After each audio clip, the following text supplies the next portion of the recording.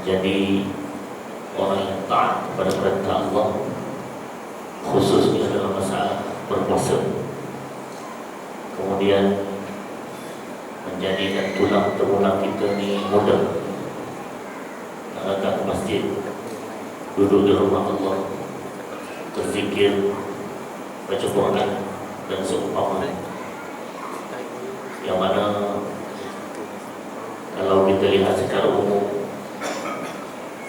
pada bulan ini kita jadi mudah, tapi bulan lain memang tidak mudah. Bila selesai saja Ramadan, maka ramai sekali orang-orang yang kembali kepada fitrah. Fitrah apa? Fitrah asal. Maknanya sebelum Ramadan begitu, selepas Ramadan begitu juga. Mudah-mudahan Ramadan tahun ini adalah Ramadan yang merupakan titik perubahan kepada kita, untuk kita sama-sama segala amalan pada Ramadan ini Allah Subhanahu wa taala berikan juga selepas daripada Ramadan. Syawal, Zulqa'dah, Zulhijjah, seterusnya sehingga Ramadan yang akan datang. Amin ya rabbal alamin. Muslimin sidang jamaah rahmatullah sekalian, juga muslimat,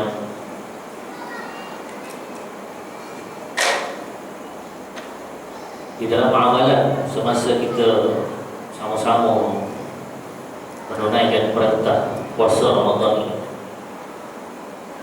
amalan-amalan yang kita buat, tuan-tuan, puan-puan, boleh ke tidak kita tahu amalan ini Allah terima ke tidak? Maknanya soalannya ialah kita boleh tahu ke tidak amalan ini diterima atau tidak? Boleh ke tidak, tuan-tuan, puan-puan? Jawapannya tidak boleh. Kita sembahyang kejap tadi, Allah terima ke tidak? Boleh tahu? Tak boleh tahu. Kita puasa sepanjang hari ini, buka puasa, Allah terima ke tidak? Tak tahu. Allah wa Rasuluhu a'lam. Tetapi tuan-tuan, sekalipun Allah Subhanahu wa taala tidak menunjukkan kepada kita amalan itu diterima atau tidak, tetapi Allah dengan rahmatnya memberi tanda. Maknanya kalaulah amalan tersebut Allah terima, ada tanda-tanda yang orang ni Allah terima. Boleh kita kata begitu, tuan. Ya? Maknanya segala amalan pada Ramadan yang kita katakanlah kita kata puasa, maka bila kita puasa pada Ramadan, yang mana puasa itu bukan hanya menahan lapar dan dahaga sahaja, menahan anggotanya daripada buat benda tak baik, benda yang haram, menahan mulutnya, menahan matanya, seluruh perkara yang Allah Subhanahu wa taala haramkan. Bahkan kepada orang-orang yang dekat muqarrabin dengan Allah Subhanahu wa taala, bahkan mereka berpuasa hati. Maksudnya puasa hati ini dia tidak ada kecenderungan kepada benda lain selain daripada Allah Subhanahu wa taala. Itu tinggi sangat cerita itu. Kita belum tentu dapat lagi. Jadi tuan-tuan, dengan sebab itu puasa yang kita buat ini maka akan ada kesan dalam hidup kita selepas itu. Maknanya bermula daripada selepas Ramadan. Kalaulah kita puasa itu diterima, Syawal itu, tuan-tuan, kalau sekarang ini kita dah puasa, kita tak buat benda haram, maka selepas daripada Ramadan masuk Syawal itu, maka perkara haram itu sepatutnya berkurang. Maksiat itu dah patutnya berkurang. Kalaulah semasa Ramadan ini boleh tahan segala-galanya tak buat, tuan-tuan, masuk Syawal segala-galanya dia buat, maka itu kena renung-renung nasihat balik. Maknanya ada satu masalah yang berlaku pada Ramadan kita semua, tuan-tuan. Jadi yang Ustaz nak panjangkan pada malam ini ialah, tuan-tuan, ialah berkenaan masih pada bidang kita bincang dalam 2-3 hari lepas tentang Al-Quran. Tuan-tuan, pada bulan Ramadan umumnya kita menjadi mudah nak buat amalan, sembahyang mudah, tarawih, ya. Nak bangun malam mudah, tuan. Nak tengok bola pun mudah. Jadi Allah memudahkan perkara-perkara untuk amalan kita, tuan. Dengan sebab itu nak buka Quran pun jadi mudah, nak baca pun jadi mudah. Jadi tuan-tuan, kemudahan-kemudahan seperti ini tuan-tuan pergunakanlah sebaik-baiknya untuk dibuat latihan tentang amalan sembahyang, puasa, zakat, khususnya saat sebulan ini adalah Al-Quran. Pergunakanlah masa ini supaya selepas Ramadan jadi begitu juga. Maka tuan-tuan sepatutnya sudah boleh membiasakan baca Al-Quran. Kalau yang paling baiklah untuk standard orang awam, misalnya standard orang awam, paling baik 1 juzuk. Kalau kurang sedikit, kita kata setengah juzuk. Alhamdulillah. Kurang lagi suku juzuk. Suku juzuk berapa tuan-tuan? 5 muka surat je. Kalau kurang daripada itu tuan-tuan, pada bulan Ramadan ini saya rasa kurang sangat lah. Takkanlah 1 muka setahun pun, maknanya kalau dah dapat dibuat paling-paling tidak setengah juzuk satu hari yang 10 muka surat, alhamdulillah.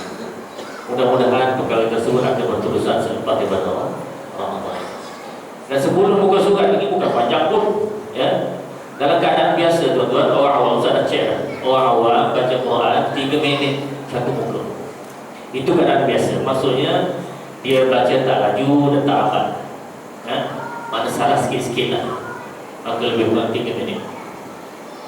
Jadi kalau 10 muka baru jadi 3 kali 10, 30 minit, setengah jam baru jadi tuan. Bola 2 jam, kalah pula 7-1. Jadi semua tak boleh diterima. Jadi tuan-tuan, dengan sebab itu biasakan program macam dalam bulan Ramadan. InsyaAllah Allah bermudahkan pada bulan yang seterusnya. Baik tuan-tuan, jadi lebih-lebih lagi pada bulan Ramadan ini, dia punya kelebihannya tuan-tuan sedia maklum. Saya dah sebutkan rasa berkali-kali bahawa satu amalan sunat sama dengan fardu. Satu amalan sunat sama dengan satu amalan fardu. Jadi satu huruf Allah Subhanahu wa taala beri 10 kali. Man qara'a harfan min kitabillah falahu bihi hasanah wal hasanatu bi 10 amsalihha. Satu hasanah sama dengan 10 pahala satu huruf. Maka tuan-tuan, 10 ini insya-Allah akan menjamai 10 pahala fardu. Kenapa? Karena ada hadis yang menyebutkan demikian. Kaman adda bi fardatan fi ma siwa. Satu pahala sunat seperti mana dia buat pada bulan lain, satu fardu. Allahumma tuan-tuan. Jadi maknanya kalau Allah terima begitu, satu huruf jadi 10 pahala, maka seolah-olah kita dah buat 10 perkara fardu, 10 pahala fardu. Allahumma, itulah besarnya pada bulan Ramadan. Allah beri 10 satu. Jerman bagi 7 satu. Kayak itu. Ya, Allah beri 10 untuk satu huruf. Jadi kita sama-sama beramal tuan-tuan, ya. Ini masuk dari ke-11 ya. Jadi tuan-tuan masuk kita pada bahagian yang kedua untuk kita sama-sama memperbanyakkan bacaan Al-Quran. Sebenarnya orang Islam itu tuan-tuan, kalau dah dia diikat dengan Quran, jadi baik dia tuan-tuan. Ya. Contohnya, kalau bukan pada bulan Ramadan pun, ya, naik kereta nak pergi pejabat pagi, dia baca Quran. Kita kata baca apa? Baca dia ingat Duha lah ke bawah, bisa dia ingat itu. Masya Allah. Sepanjang perjalanan itu sampai ke pejabat, naik motor baik, naik kereta baik. Orang seperti ini kalau hidupnya pegang dengan Al-Quran, tuan-tuan, mustahil lah orang ini penipu. Mustahil lah orang ini kaki Rasulullah. Sebab Al-Quran sentiasa ada dalam dada, ataupun ada dalam poket, atau ada di hadapan meja pejabat, atau ada dalam kereta. Maka orang seperti ini pelik benar lah kalau inilah kaki yang wajahan. Mustahil tuan-tuan. Masa waktu baca Quran je lagi. So Quran lepas sembahyang zuhur itu satu muka surat. Pelik benar orang ni kalau ini kaki Rasulullah, ini kaki tipu orang. Tak merasa apa. Masuk asar sama juga tuan-tuan. Balik daripada pejabat pula lepas asar, pukul 5 terbalik jawab naik kereta, baca Quran pula, memenuhi masa kosong di atas kereta, di atas motornya itu. Maka saya yakin orang seperti ini adalah orang-orang yang baik-baik, tidak akan buat benda dosa dan maksiat. Jadi kalaulah setiap orang begini keadaannya, insya-Allah tempat ini adalah tempat yang makmur, tempat yang Allah Subhanahu Wa Taala sentiasa letakkan dengan pandangan rahmat. Baik tuan-tuan, malam ini saya nak sebutkan, nanti kita sama-sama belajar. Kalau yang dalam kuliah biasa saya pernah sebutkan, tapi tuan-tuan ini kita ramai bagi sebahagian tuan-tuan belum sempat datang pada kuliah-kuliah sebelum ini. Dalam surah Al-Fatihah, ini surah Al-Fatihah sahaja.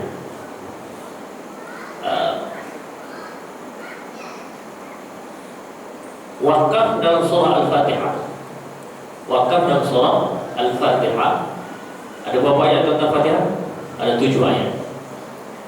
Bila 7 ayat ini, maka tuan-tuan akan mengikut sunnah Rasulullah SAW wakaf tiap-tiap ayat. Maknanya Bismillahirrahmanirrahim. Cuba tuan-tuan ikut saya. 1, 2, 3. Bismillahirrahmanirrahim. Alhamdulillahi Rabbil Alamin. Alhamdulillahi Rabbil Alamin. Ar-Rahmanir-Rahim. Ar-Rahmanir-Rahim. Maliki Yawmiddin. Maliki Yawmiddin. Iyyaka na'budu wa iyyaka nasta'in. Iyyaka na'budu wa iyyaka nasta'in. Ihdinas siratal mustaqim. Ihdinas siratal mustaqim. Siratal ladzina an'amta 'alaihim. Siratal ladzina an'amta 'alaihim. Siratal ladzina an'amta 'alaihim ghairil maghdubi 'alaihim waladdallin. Siratal ladzina an'amta 'alaihim ghairil maghdubi 'alaihim waladdallin. Betul, ada 7 ayat kan? Semua sekali itu maka 7 kali wakaf. Itu dipanggil wakaf Nabi sallallahu alaihi wasallam, yakni ayatan satu ayat seterusnya sampailah siratal ladzina an'amta 'alaihim. Kalau tuan-tuan nafas pendek yang sempur boleh wakaf di situ, ya, dengan wakaf jaiz atau wakaf hasan. Ya, wakaf jaiz harus berhenti. Itu adalah kitab, tuan-tuan kita dapat jumpa Ustaz Fadilah, ada nama kitabnya Al-Iktifa fi Wadhil Al-Qidah, Imam Abu Amr Al-Dani dan Manarul Huda, Imam Ashmuni menyebutkan demikian. Wakaf jaiz, bi'lah balik ghairil maghdubi 'alaihim waladdallin. Baik, 7 ayat. Kemudian kalaulah tuan-tuan nak sambung, kalau nak sambung, maka tuan-tuan ada 2 cara lain. Tadi satu cara pertama dipanggil wakaf Rasul, 7 ayat wakaf 1. Itu terbaik. Sekiranya lambat sangat apa imam ni sambung kan? Baik. Maka kalau nak sambung tuan-tuan ada 2 lagi cara. Tuan-tuan perhati dulu 2 lagi cara. Cara yang kedua ini tadi wakaf 1, yang kedua adalah wakaf 4. Wakaf 4. Dia pakai wakaf ahli Kufah, wakaf ulama-ulama Kufah. Dia Kufah dan Basrah ini tuan-tuan, sebenarnya pada zaman dahulu ada 2 bahagian yang besar ulama-ulama hebat tentang ilmu nahwu, ilmu bahasa. Kan Quran banyak berkait bahasa Arab kan. Jadi dengan sebab itu ulama-ulama mengkaji. Dia punya kaji berbahasa Quran berkait atau tidak begini. Akhirnya lahirlah 2 ataupun dua tempat yang begitu kuat dalam masalah ilmu bahasa ulama-ulama lain. Maka ada satu nama Kufiyun dan ada Basriyun. Kufiyun ini makna ulama Kufah di Arab. Yang kedua adalah di Basrah, tak jauh juga tempatnya, cuma ada 2 tempat itu. Jadi kalaulah ulama bahasa, maka dia akan refer, akan rujuk kepada dua ini. Baik, dalam surah Al-Fatihah, bahasa Quran ke tidak? Tentu sekali bahasa, maka rujukan itu rujuk kepada mereka. Baik, jadi tuan-tuan, kata ulama Kufah, baik, ada 4 wakaf tam. Mana wakaf tam sempurna, sampai situ kena berhenti lah. Sebab lepas tu kalau sambung juga, dia jadi tak sempurna. Tak, apa lagi yang lepas sempurna? Tak ada, betul tak? Dah sempurna, tak. Bila tam itu berhenti lah. Ada 4. Yang pertama sekali, tuan-tuan boleh hafal terus. Nak catat pun boleh. Yang pertama sekali, Bismillahirrahmanirrahim. Bismillahirrahmanirrahim. Itu tadi. Wakaf tam kata kufur. Alhamdulillahi Rabbil Alamin Ar-Rahmanir-Rahim Maliki Yawmiddin. Nah, sejak ayat itu baca sikit, tarik nambah dulu. 1, 2, 3. Alhamdulillahi Rabbil Alamin Ar-Rahmanir-Rahim Maliki Yawmiddin. Itu 2. Rahim, Ad-Din. Iyyaka na'budu wa iyyaka nasta'in. Iyyaka na'budu wa iyyaka nasta'in. Yang ketiga, yang keempat, ihdinas siratal mustaqim siratal ladzina an'amta 'alaihim ghairil maghdubi 'alaihim waladdallin.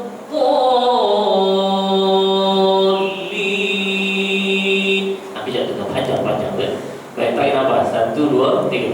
Siratal ladzina an'amta 'alaihim ghairil maghdubi 'alaihim waladdallin. Sempat ke tidak tuan-tuan? Sampai ke tidak nafas? Tak sampai. Tak sampai, tak payah buat ke? Sama suruh. Ustaz kata wajah pilihan saja. Jadi kalaulah dirasakan nafas yang sempurna tak sampai, tinggalkan. Buat yang tadi 1, 2, 3 sampai 7. Itu wakaf rasul. Yang kedua ialah pandangan daripada ulama Kufah. Maka yang ini boleh dibuat kepada orang yang panjang nafasnya. Kalau ada hadiah 2 ayat dah tercungap-cungap, tak payah lah tuan. Ya? Ini cakap ilmu sahaja. Ilmu boleh dibuat begitu. Itu yang kedua. Baik, kemudian dia tak puas hati lagi. Dia kata lambat sangat Pak Imam ni, cepat sikit lagi. Baik tuan-tuan, cepat sikit lagi. Dia boleh buat yang ketiga, cara ahli Basrah dan ahli Madinah, iaitu ulama-ulama Basrah dan Madinah, iaitu mereka mengatakan hanya 3 sahaja wakaf tak, yang daripada 4 tadi dibuang jadi 3. Buang apa dia? Bismillah tadi tuan-tuan. Ar-Rahim, Ad-Din, Nasta'in, Ad-Din. Nah, buang pertama jadi 3. Maknanya Bismillahirrahmanirrahim Alhamdulillahi Rabbil Alamin Ar-Rahmanirrahim Maliki Yawmiddin. Asal-asal tarik nafas. 1, 2, 3. Alhamdulillah. Bismillah. Bismillah. 1, 2, 3. Bismillahirrahmanirrahim Alhamdulillahi Rabbil Alamin Ar-Rahmanirrahim Maliki Yawmiddin. Ini tak sempat tu, jangan buat. Ustaz cakap ni ilmunya boleh ya. Kalau tuan-tuan cukup nafas, kalau tak cukup nafas, tinggal 2 itu, ambil yang pertama. Jadi ketiga-tiga cara ini Ustaz akan buat dalam sembahyang tarawih sekejap lagi. Dan boleh tuan-tuan, boleh saja. Rujukan kitabnya ada. Pertama dalam kitab Abu Amr Ad-Dani Al-Iktifa fil Waqf wal-Ibtida', Imam Ushmuni ataupun Ashmuni Manarul Huda, dan kitab Al-Idhah di Abu Bakar Al-Qasim Al-Abbani. 3 kitab ini mu'tabar dalam masalah wakaf dan ibtida'. Baik, boleh tak kita buat yang lain? Contoh, Bismillahirrahmanirrahim Alhamdulillahi Rabbil Alamin Ar-Rahmanirrahim Maliki Yawmiddin Iyyaka na'budu wa iyyaka nasta'in. Baik, Ustaz tidak kata haram, tetapi dia telah menentang yang pandangan ulama-ulama muktabar tersebut. Maknanya adalah khilaful aula, yang aula sepatut buat ini, dia buat ini. Jadi kalau dia nak kata boleh, maka dia kena jadi setara dulu ulama yang hebat-hebat yang muktabar dalam masalah hukum dan tidak tersebut, baru boleh. Kalau tidak, kita tak boleh terima. Haram kan? Tidak. Bukan masalah haram, tapi masalahnya adalah tidak seperti yang ijtihadkan oleh ulama-ulama yang muktabar. Boleh tuan-tuan? Jadi Ustaz ulang akhir sekali, wakaf tam, wakaf sempurna seorang Fatihah ada 4 dan 3. 4 tu Ar-Rahim, Ad-Din, Nasta'in dan Dhalin. Kalau nak cepat lagi, buang Ar-Rahim tu jadi 3. Boleh tuan-tuan? Itu kalau sampai. Kalau sempurna tak payah buat 7, iaitu wakaf Rasul sallallahu alaihi wasallam. Jadi tuan-tuan, kita putus setakat ini, insya-Allah kita jumpa lagi lah pada pertemuan yang akan datang lah, insya-Allah. Malam kedua dan terakhir di sini untuk Ramadan ini. Mudah-mudahan Allah Subhanahu wa taala beri manfaat kepada perbincangan kita bersama, insya-Allah. Aku qouli hadza wa astaghfirullah li wa lakum. Wassalamualaikum warahmatullahi wabarakatuh. Bismillahirrahmanirrahim. Alhamdulillahirabbil alamin. Wassalatu wassalamu ala asyrafil anbiya wal mursalin wa ala alihi washabbihi ajma'in. Allahumma inna nastaudi'uka ma 'allamtana bihi. Ya Allah, kami simpankan kepadamu segala ilmu yang kamu ajarkan kepada kami. Fardhu ilaina waqta hajatina ilaih, dan kembalikanlah ilmu ini ketika kami perlu untuk menggunakannya. Wala tursina, dan jangan biarkan kami lupa akan ilmu ini. Wa sallallahu ala sayyidina Muhammad wa ala alihi wa sahbihi wasallam. Walhamdulillahi rabbil alamin.